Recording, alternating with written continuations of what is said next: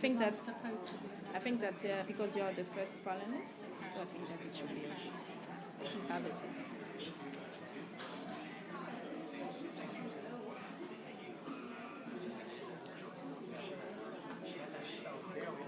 It's okay?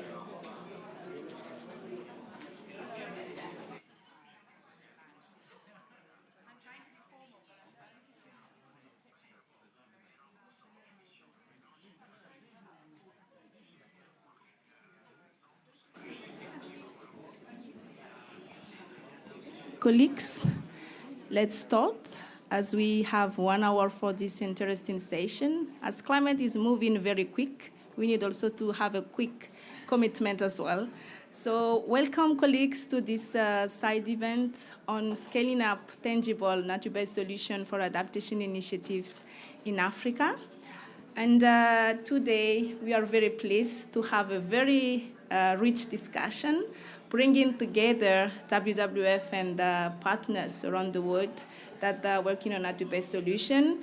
So we will have with us colleagues from IUCN, from AFDB, from SAIA, from the Ministry of Foreign Affairs of Finland, from UNEP, and I hope I've pronounced everyone. So to start, I would say that talking about Africa, climate change is really a major driver of vulnerability and development setback in Africa. Its negative impact are projected to be increasingly devastating the continent, and thereby threatening its population, as well as our unique biodiversity in Africa.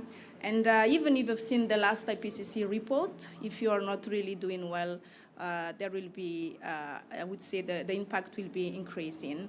And regarding all of this vulnerability, we are seeing that there are still adaptation gap, and meaning that we are not adapting so fast as needed, and we need to adapt in the coming years. And we are going to talk about that as we've seen the adaptation gap report that has been released recently. So mentioning that there is still urgent need for rapid acceleration of global adaptation action, and bearing in mind as well the finance gap that is still like 10, 18 times as great as current international adaptation finance flow. And for Africa, I would say that we need really to accelerate a transformative solution. And still the question, what transformative means for us?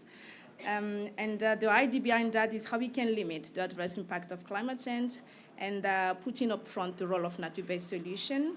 And which here, nature-based solution is a broad, I would say, concept, but for today's discussion, we are more focusing on nature-based solution that is delivering benefits for adaptation. And this COP28, I think that still presents opportunity for us to elevate the powers of nature-based solution and how it could really help transforming the negative impact to positive solution. And let's learn through this side event with all of these speakers on how we can really move to some levels of addressing climate change impact in Africa. It's working now. So the objective of this session is really to provide evidence and good models of current engagement around nature-based solution, how we can unlock together the barriers, the opportunities for Africa. And I would say that COP28 is a COP of implementation for us, and how we can really accelerate this implementation, moving from commitment and really to implementation. So given the time, I would like to invite the first panelist. So I am asking Martin Schroeder from Blue Action Fund to take the seat on the floor. And the next is Romy Chevalier from the South African Institute of International Affairs, and Jessica Troni from the Climate Change Adaptation Unit of UNEP.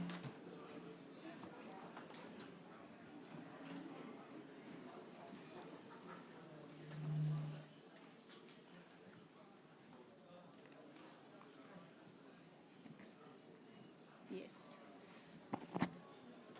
So with the interest of time, there is really um, good information about the background of Martin, but I will invite you to read on the screen, and then we can move the question, because I think the discussion, but feel free as well to give a short introduction of you, Martin, before you respond to the question. So I'm going to ask the question first and give you the floor. We know that Blue Action Fund is investing a lot in Africa. And just the recent ecosystem-based adaptation project in the Western Indian Ocean region with a total funding envelope of 15 million euro. And therefore, we see that Blue Action Fund is demonstrating its commitment to transformative change at scale.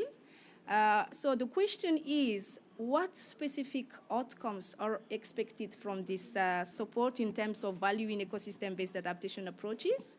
And in order to accelerate the reduction of climate change impact in the region, where should the Blue Action Fund focus its attention for upscaling EBA intervention? And as said, we need really to have quick commitment. So I give you 2 minutes to respond to that. Over to you, Martin. Talking about challenges, yes. Just a few seconds then within these 2 minutes on myself and why I'm sitting here. My name is Martin Schröder. I work with KfW Development Bank, and I will be representing today the Blue Action Fund as a concrete showcase for financing nature-based solutions in the field of adaptation in Africa. And this is my extreme pleasure, and thank you very much for the invitation. And I will first start with a couple words on the Blue Action Fund and run you through a couple facts, not too many though. The Blue Action Fund is a foundation according to German law, which is implementing more or less something like a challenge fund. There is open calls annually on which particularly NGOs can apply for grants. And the grants are used to conserve, they're used for projects that conserve biodiversity and empower local communities. So these two things in combination are at the heart of the Blue Action Fund. And can you put it, because they cannot... A little bit closer? I think let's use this. Okay. The Blue Action Fund counts with funding from Germany, Sweden, Norway, France, Ireland, GCF funding, and IUCN is providing guidance and advice. Up to now, some 29 projects have been financed with a volume of 158 million euros, just to give you a flavor of the overall size.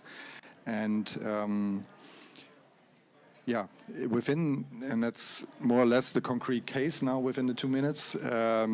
Within the Blue Action Fund, there is a special window financed through the GCF with co-financing from the German Development Corporation of 25, making up a million euros, making a total of 55 million euros. And as I said, the overall objective of the Blue Action Fund is conserving marine biodiversity. That's also a target within the special window focusing at adaptation. And beyond that, it focuses on restoration, the activities financed out of this window, and knowledge sharing. So interacting, empowerment through interaction of projects and knowledge sharing. The targets, my colleagues have given me that, are 7,000 square kilometers on newly installed marine protected areas, 23,000 square kilometers in improved management, and 6,000 hectares restored, and 200,000 direct beneficiaries, just to give you an idea on numbers, and that is in Madagascar, South Africa, Mozambique, Tanzania. In a nutshell, I think the vehicle of the Blue Action Fund is able to deliver concrete project execution on site in the nexus between oceans and marine ecosystems. And you explained very clearly in the intro, we need nature-based solutions for more efficient adaptation. And with that, I thank you. Thanks so much, Martin, for giving this insight from Blue Ocean Fund, and we are sure that we can really deliver tangible benefits in the next 5 years for this 2 round of project in Africa. So I'm going to go to the next speaker, Romy Chevalier, the senior climate researcher from the South African Institute of International Affairs. And we know that SAIA has recently implemented the ecosystem-based adaptation with SADC countries and in partnership with SADC. So we would love to understand more what are the key findings to support effective ecosystem-based adaptation, which is NbS a solution for adaptation as well in Africa, both in terms of barriers and opportunities, and what are the top recommendations to leverage in impactful EBA in Africa. Over to you, Romy, and please feel free to introduce shortly yourself. Please put on. Hello.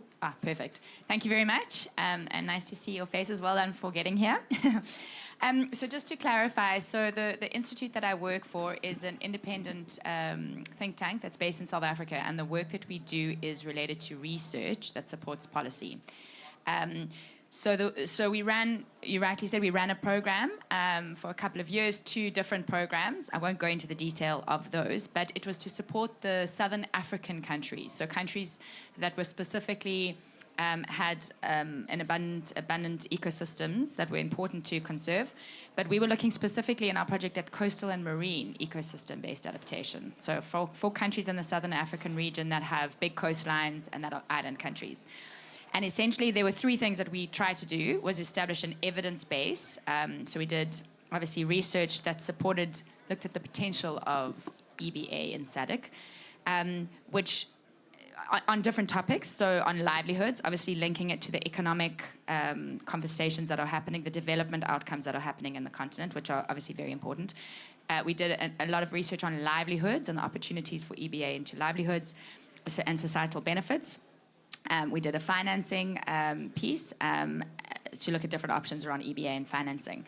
And then what we did is we tried to support SADC countries in their policy frameworks related to climate change with a specific emphasis on the uptake of marine and coastal EBA into the NDCs.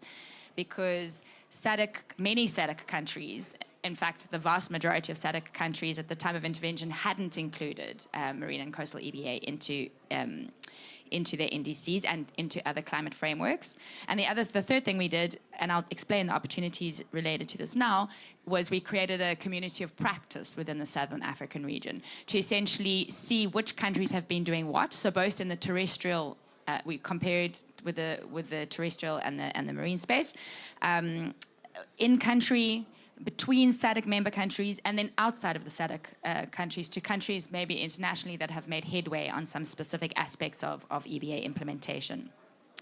So there's many findings, and I won't go into all of them now, but obviously I'm from a policy institute, so let's talk about the NDCs, just one minute, is without countries recognizing EBA within their NDC or climate change frameworks, it's very difficult to prioritize them in the long term. So the NDCs act like a guidance framework in a way. So if you can imagine funders, partners coming to countries and asking what is contained within your NDC priorities. If EBA is not there, it essentially is a disincentive to emphasize and put money, for just as an example, into that area. It's important, obviously, from a planning perspective, from an alignment and coordination perspective, and then obviously the budgetary allocation and the monitoring that then follows. So the point is, so as a COP recommendation, which I think we'll go into, is obviously emphasis on making sure that countries include that. Gosh, there's so much to say. The research is available. You can talk to me afterwards. I'll show you where the actual papers are, because on each theme, on financing, on livelihoods, on jobs, on policy uptake, there's key recommendations and findings that have come out of each. But essentially, there's a lot of work to do for our countries in the African region and in the Southern African region specifically to emphasize EBA and marine and coastal, which is very neglected in the EBA conversation. Thanks, Romy. And for sure that Blue Ocean Fund talk about marine and coastal Romy as well, Marino. It does not mean that there are the priority, but we have just the coastal people, marine people here. But the terrestrial side as well has a great opportunity to leverage the nature-based solution. And today we will have another event at 5 p.m. to talk about this aspect of climate change adaptation, nature-based solution, and the terrestrial side. So moving to the next speaker, Jessica Troni, the Chief Climate Change Adaptation Unit and Portfolio Manager from UNEP. As all of us know, UNEP has just released the Adaptation Gap Report 2023 recently.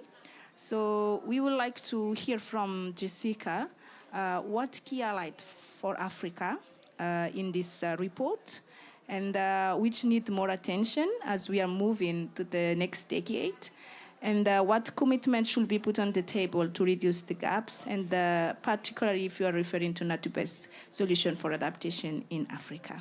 Over to you, Jessica.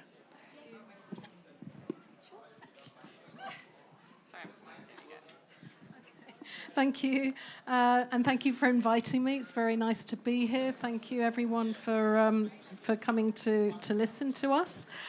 So yes, my name is Jessica Troni. I head the adaptation work at UNEP. UNEP is an intergovernmental organisation, UN organisation set up in 1972.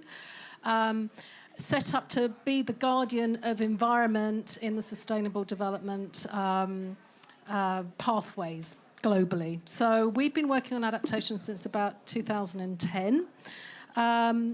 We do several things. One of them is produce the Adaptation Gap Report. And I think the main message in the Adaptation Gap Report, it's very rich, there's lots of information in there, but I think the main message is that the adaptation gap is growing. There was some new finance economic information that was commissioned on the back of a World Bank study that was done in 2009. The information hadn't been updated, so we spent some time and money to update those statistics, and it shows that the adaptation gap is growing. And even if we reach a doubling of adaptation finance, it's only going to address 5 to 10% of adaptation needs globally. The figure's huge, $387 billion average per year up until 2030.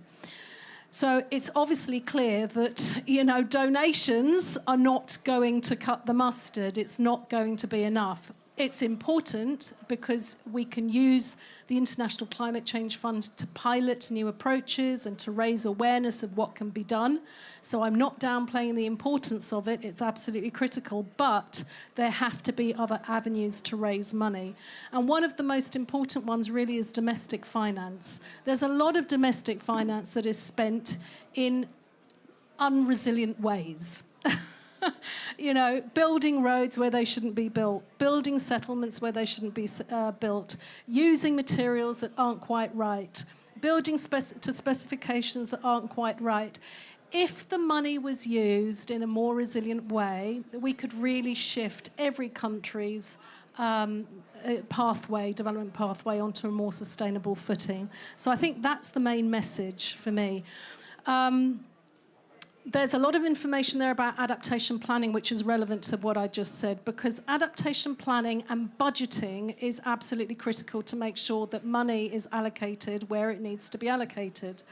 And we're still finding that, I think 92% of countries are covered by one adaptation planning instrument of some kind, which is good, and 42% of countries have gone on to develop their second adaptation planning instrument.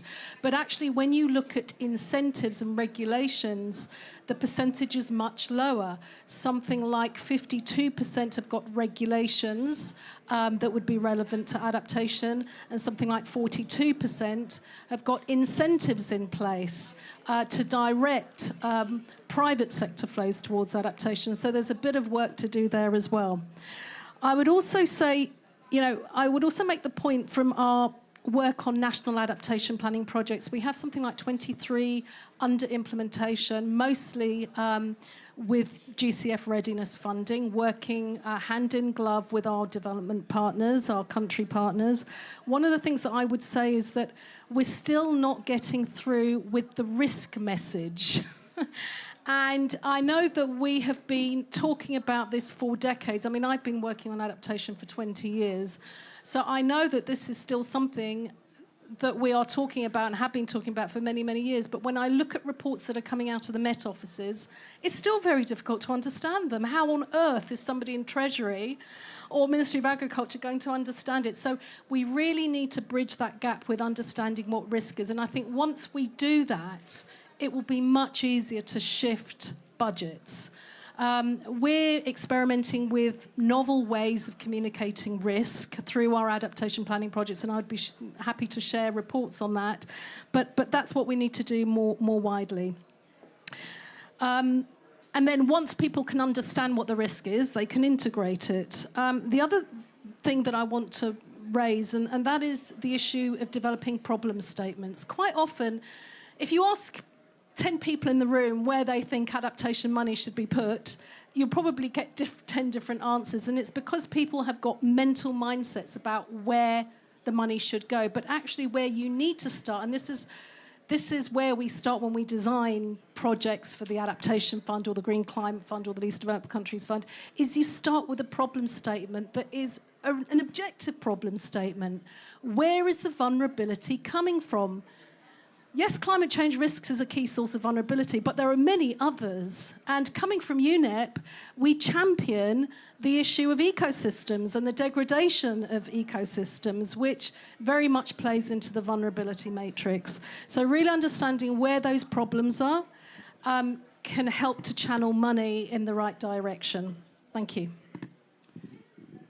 Thanks so much, Jessica. And I think that, as you said, the main message is that the adaptation gap is growing. And I think that we need really, in this COP, I think that let's make efforts to make sure that, even in Africa, I'm sure that our speaker from AFTP is going to talk about that as well, but funding going to adaptation is less than expected.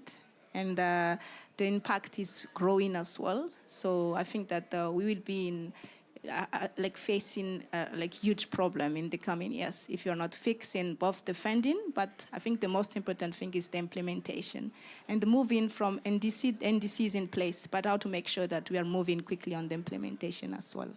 So maybe a big clap to the first panelist. And you are coming back, but maybe asking you to take the seat. And I'm asking the next panelist from the Ministry Affairs of Finland, from IFTP, Africa Development Bank, and from IUCN to take the floor.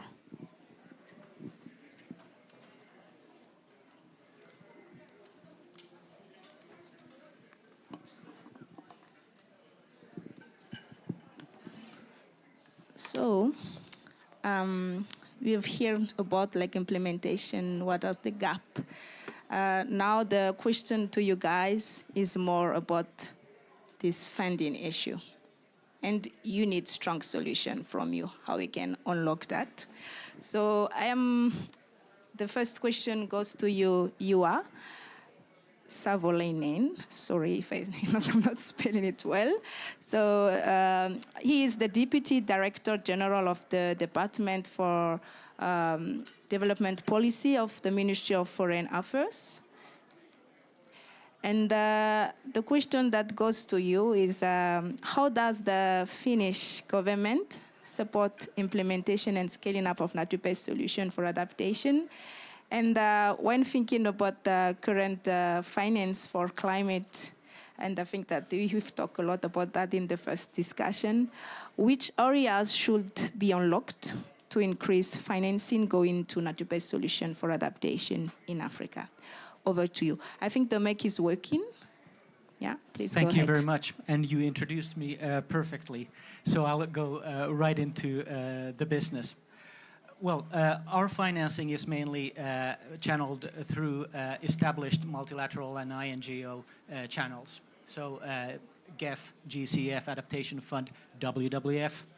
And the point I really want to make about financing is that when you look at climate and biodiversity financing, there's a lot of synergies that can yet be worked upon. There was an OECD study done as of late on DAC members' bilateral climate and biodiversity funding, and it established that when you look at climate financing, 89% of that also holds significant biodiversity objectives. But then when you look the other way around, biodiversity funding, only 25% of that holds significant climate objectives. So there's a lot of synergies that can still be realized, and nature-based solutions can play a significant role here. And perhaps the Finnish value added that I'd like to bring here is from our national DFI FinFund, and the sector is forestry. That is our main nature-based asset.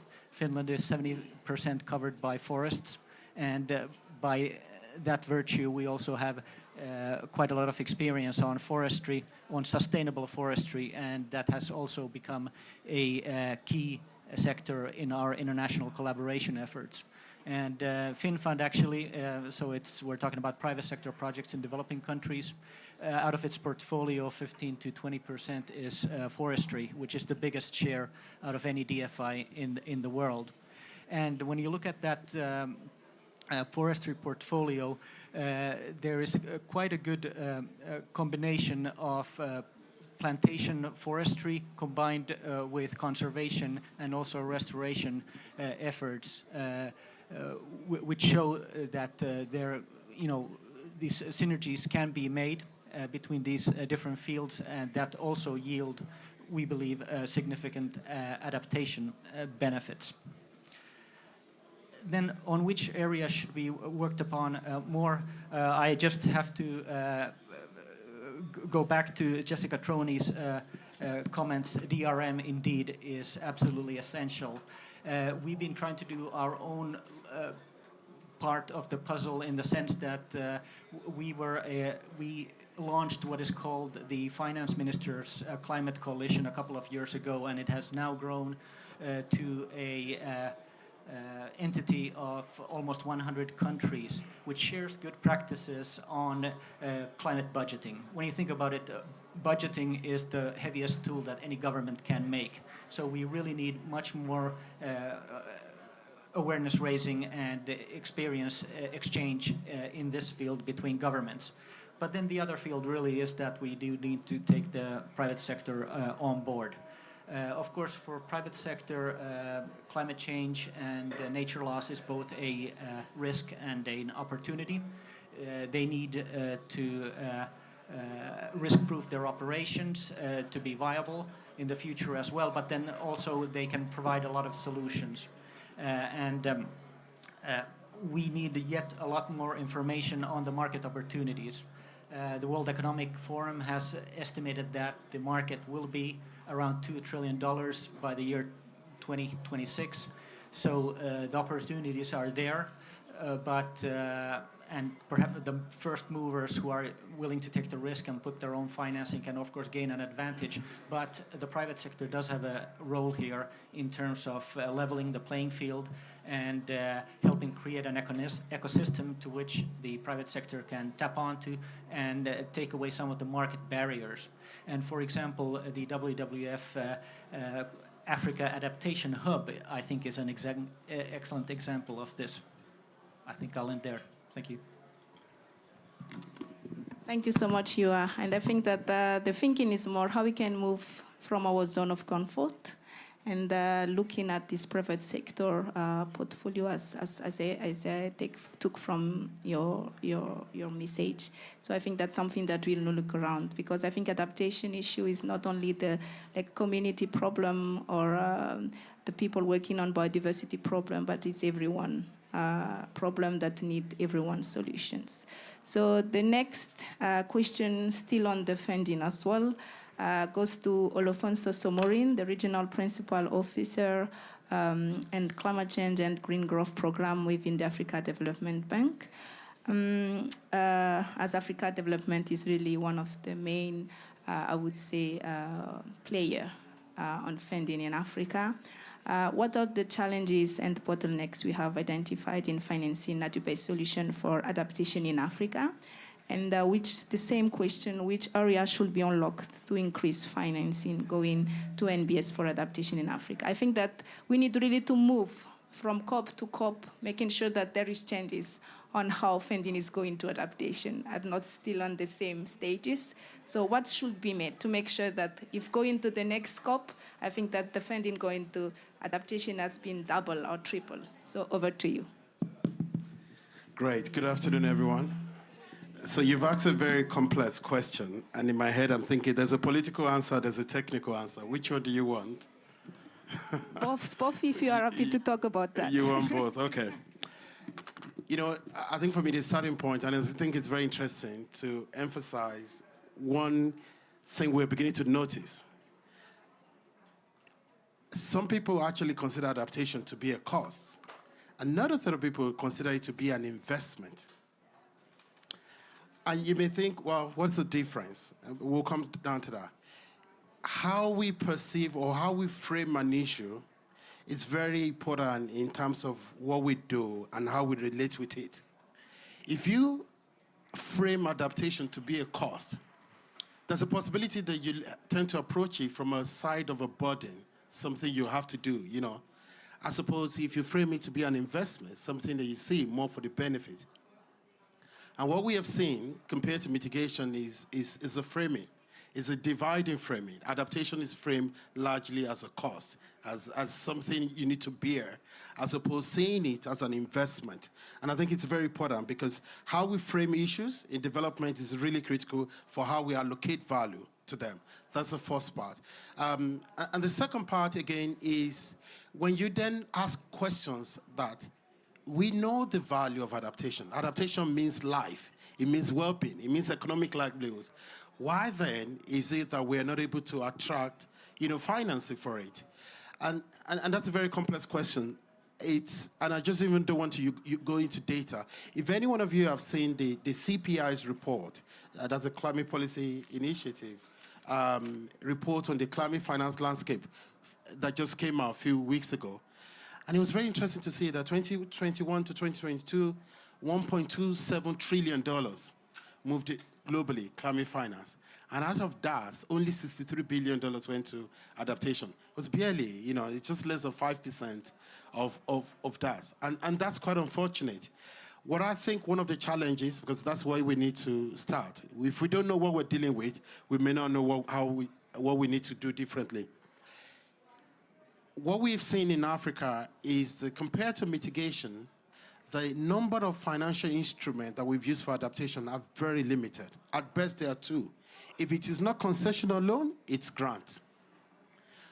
Mitigation, on the other hand, in Africa, we've been able to use at least 11 different financial instruments. Equities, mezzanine debt, junior debt, senior debt, all kinds of different financial instruments. Now, if you went to a restaurant and they told you there are only just 2 food items on the menu, compared to another restaurant where there are about 11 food items on the menu, chances are that we know where you're going to keep going back to over and over again. And it's very important to understand that we haven't diversified the instrument for adaptation that can crowd in the different investor groups that we need. Not just the public sector, even the world of private sector is not an homogeneous entity. We need a diversity of private sector people, and we need different instruments to be able to capture these different private sector finance that we need. The last point is we're going to need to do something around why we're looking at new additional money. We also need to find a way to green existing money. And I'll explain that. And so we're going to need to finance green, and a lot of our attention is financing green ideas, adaptation-related projects. But there's also a place where we need to green the existing financing systems and structures that we have, so that we don't make green finance or adaptation finance something completely different from a traditional finance. Rather, we have to see how we use traditional finance systems. So what we're doing at the African Development Bank through the African Financial Alliance on climate change is basically to help private financial institutions to integrate climate change and climate actions in their system. If you have a situation where commercial banks in Africa, we're not talking of developed finance, commercial banks in Africa are able to finance adaptation-related investment by 10% increase, that could unlock close to $120 billion. You have significant increase. We're talking of capital in the continent that could unlock that. All we have to do is to help them understand what are those business opportunities and economic opportunities, what do you need to do, and how do you begin to mainstream adaptation in your operations and all that. Okay, there also need for us to invest in risk options, and I'll probably leave that to my friend Charles to talk about. But lastly, in the past we were told adaptation is not attractive because of issues of business cases. And then we started investing in research, in piece of work, and all of the partners here to be able to show the value of every $1 spent in an adaptation project, and that could yield a benefit and could produce up to $20 in benefit. The question is, how do we monetize those benefits? We haven't been able to do that. I also came here to learn, and please, if you have answers to that, I'll be more than happy to learn. We have done some large-scale investment projects. I mentioned your bed, adaptation, compact, investment plans, and I don't want to go into that. The most important thing is how do we put value on adaptation benefit? Because they are more qualitative in nature as opposed to quantitative, which is very much the language of mitigation. So what's the value of a life? What's the value of a deferred flooding? What is the value of a building that is not eroded? And those are questions that we're yet to find answers to. I'll keep it there for now. Thank you. Thanks so much, Somorin. I think that, as said, there has been a while that we have this issue of the benefit and value of adaptation. And I think that it's time really to change the dots and making sure that it attracts the funding. And as even for Africa, adaptation is the main priority compared to mitigation. And I think that for sure that it's related to how we can measure the benefits. And I think that all of us are not trying to see how we can make sure that we make the business case and making sure that the money should go there as well, in addition to mitigation. So going back to the last panelist, Charles Karangwa, the head of nature-based solution of IUCN. And I think that because we've talked a lot about nature-based solution, I think the last 3-4 years now when IUCN launched the NbS standard. And I think that we've been together as well in this UNIA consultation in October. So the question that we would like to ask is what should be in place to ensure these measurable benefits from nature-based solution for adaptation intervention and make it at scale?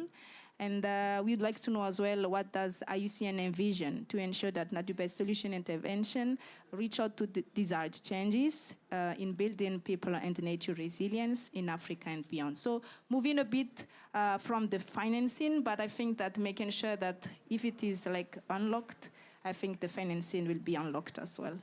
Over to you, Charles. Thank you. And I'm very pleased to be here this afternoon, and thank you for inviting me. Of course, being on the same panel with these great panelists. Let me come back to a couple of points that have already been mentioned. I think historically we have got the problem wrong, right? The starting point has always been there is development, there is conservation, there is nature, there is environment. And that silos we have created ourselves has basically increased the gap to finance sustainability.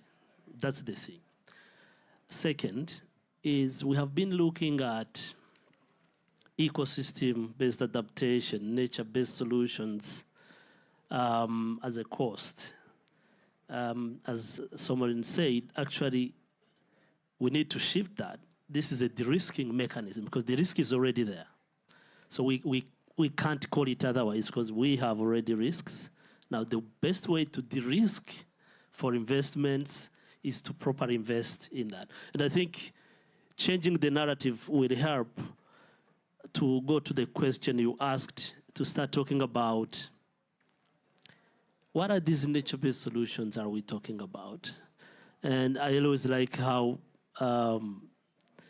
there's always a lot of definition and the thoughts, but I think the core part of that is addressing different society challenges. They are solutions to a problem.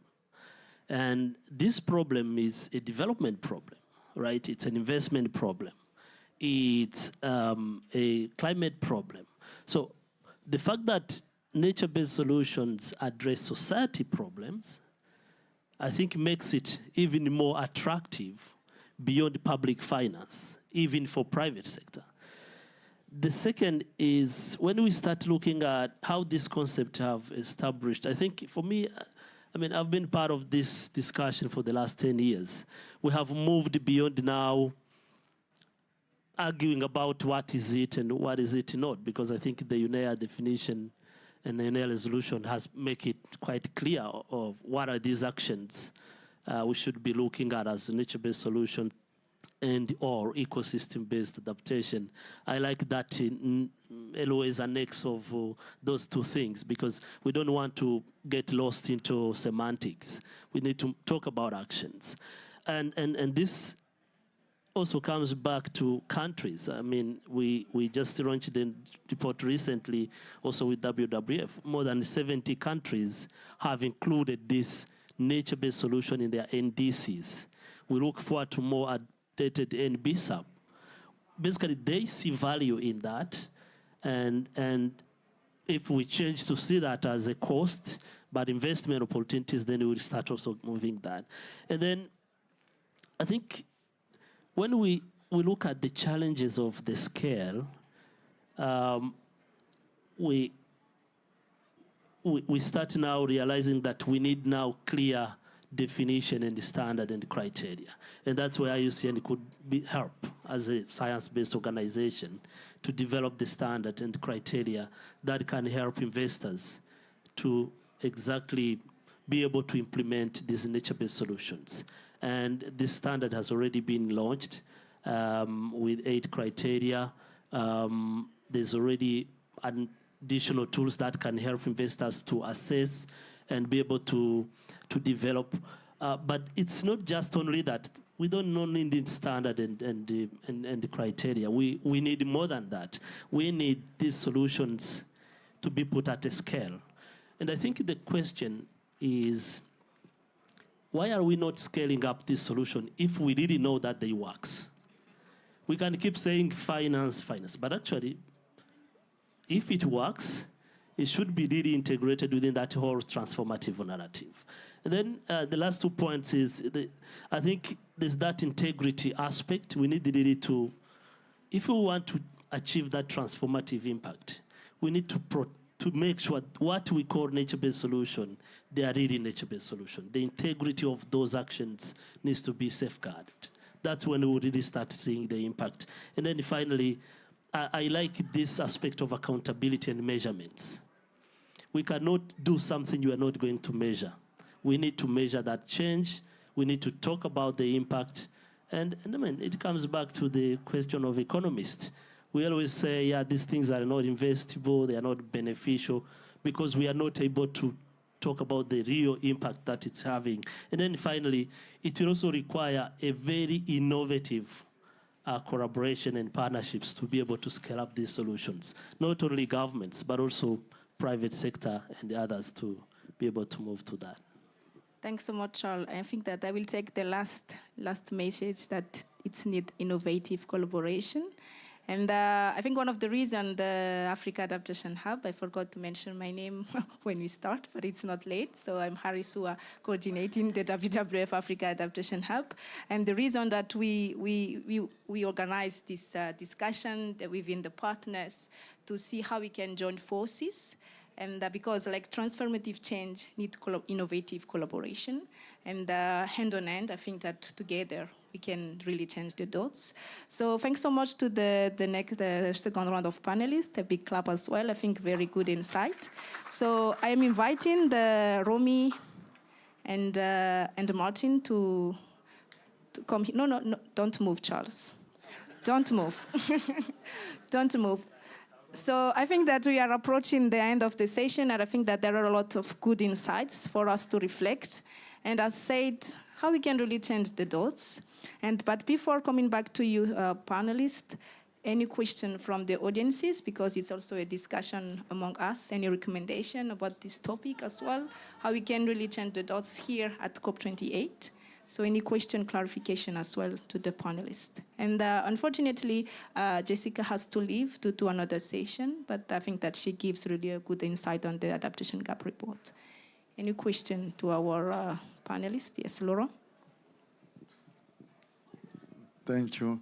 Laurent, working for WWF on policy and partnership. You say that we should see adaptation as an opportunity, investment. Okay. It's true, it's a lunchtime, but I hope you still have enough energy to help me understand that better. How is adaptation is an investment?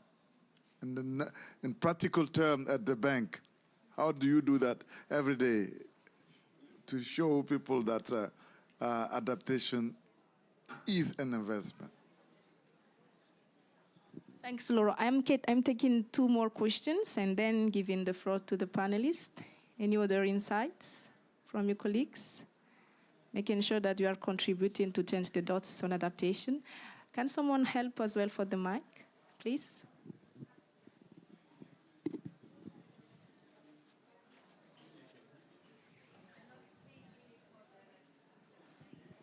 Hi, my name is Anselm Ducho from GIZ. A question maybe to our colleague from Finland on the budget tagging exercise under the Helsinki principles. This is probably what you were talking about. Do you have examples of countries that actually practice that for adaptation? Is that already ongoing? Do you have a success story for us to share? Thank you very much.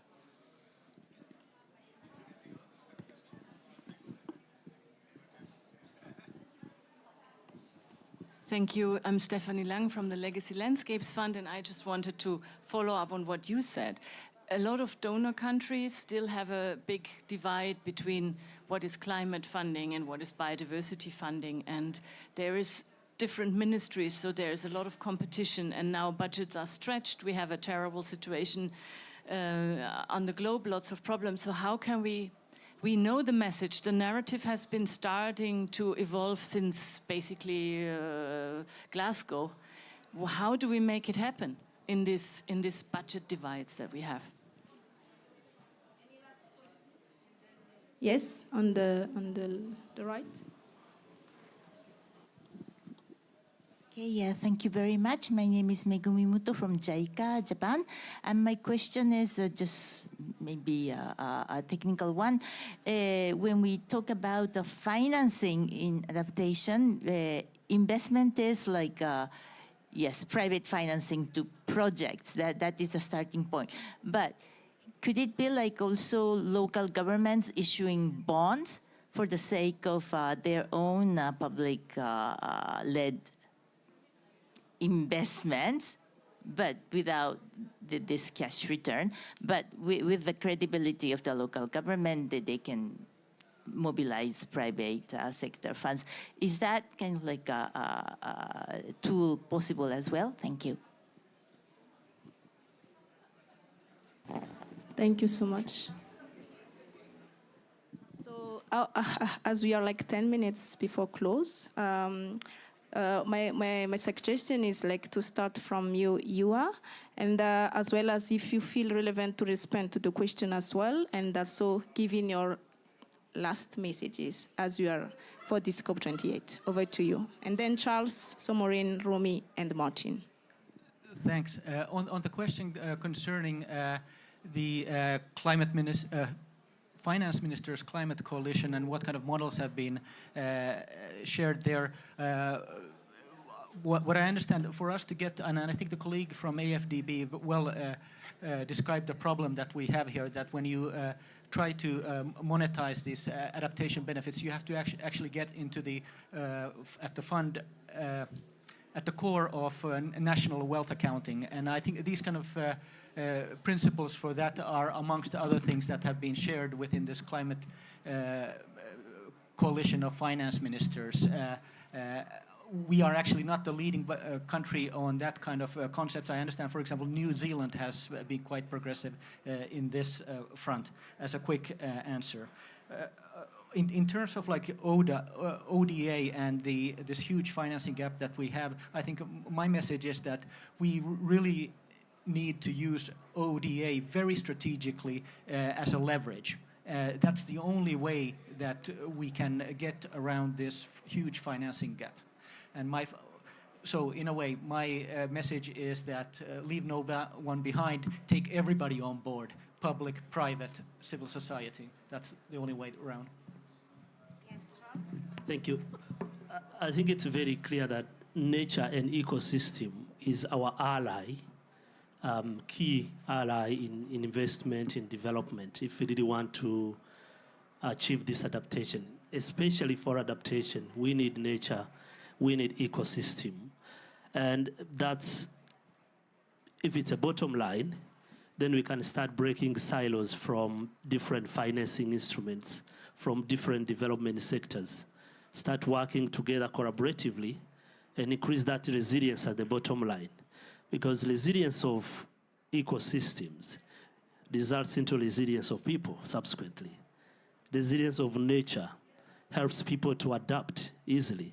But if we continue siloing into sectors and investments, we would just keep saying there's no funding, there's no investment. So we need to move to that collaborative efforts.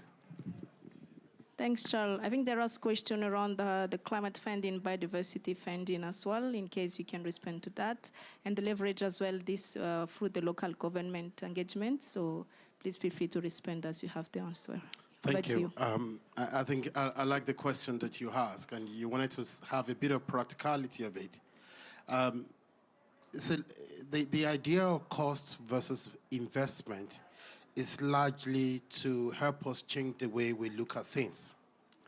Can I have that bottle of water? So think about a company, a bottling company that's producing water. Now, if the company has got an option to go somewhere in a dry region where it needs to, drill wells and invest in technologies to clean the water at different layers before it comes to this level, but the company also has an option to invest in natural ecosystem where there is natural springs, natural water as part of adaptation mechanism that consistently supplies water. And the justification for the company is if I invest in that natural ecosystem that gives natural spring, I'm able to justify that cost because the cost of treating water in the other option will be a little bit lower.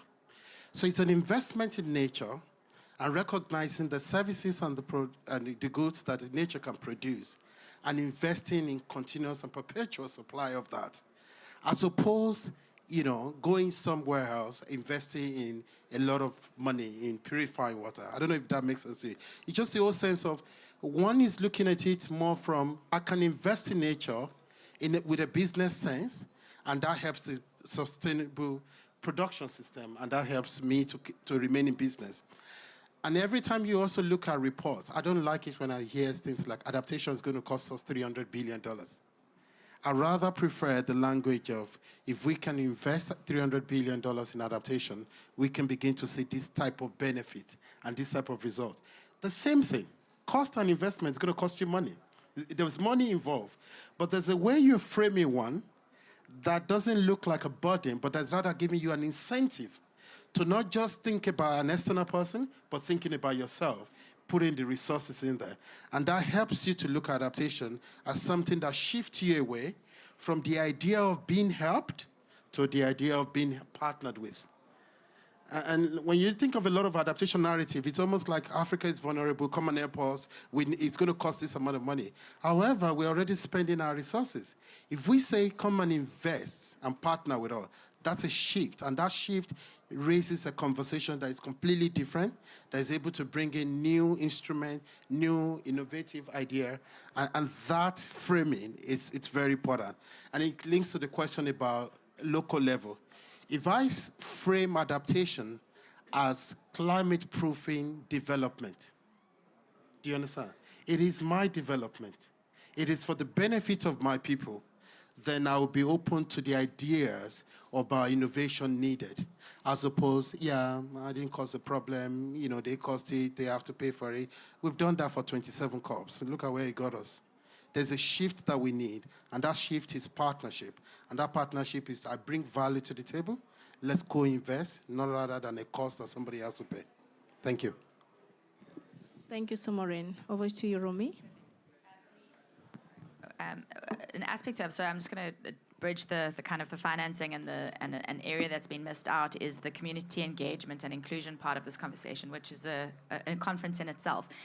But just to obviously highlight that inclusion and the participation of local people is key to this whole conversation. So the mechanisms that we choose and that we develop need to obviously be accessible at the most local level.